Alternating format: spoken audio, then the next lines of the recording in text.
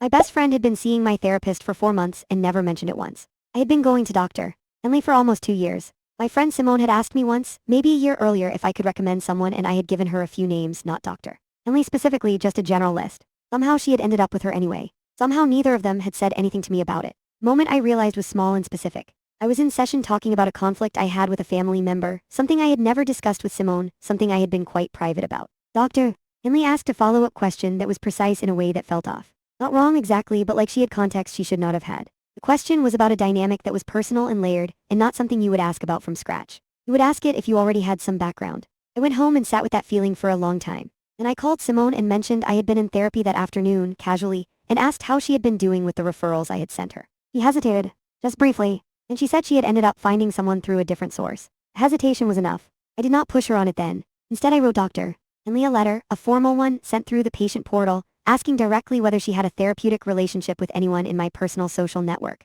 and if so, whether this constituted a dual relationship that I should have been made aware of. I referenced the relevant ethical guidelines from the Professional Licensing Board. I told her I was not asking for name. I was asking for an honest answer about whether my disclosures had been potentially colored by information she held from another source. She did not answer the question the way I needed her to. Her response was careful and managed, and it did not say no.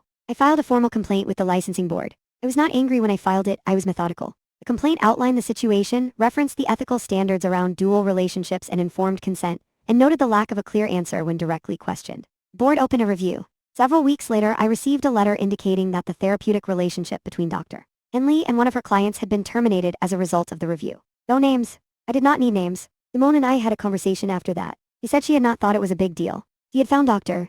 Henley through the same short list of names in my area, and it had just happened. I explained that therapy only works if your disclosures are protected, and that a therapist who holds information from two people in the same social circle cannot be fully neutral with either of them. Simone listened. I think she genuinely had not thought it through. A friendship took a long time to recover. It is still recovering, honestly. The trust is different now. My new therapist is excellent.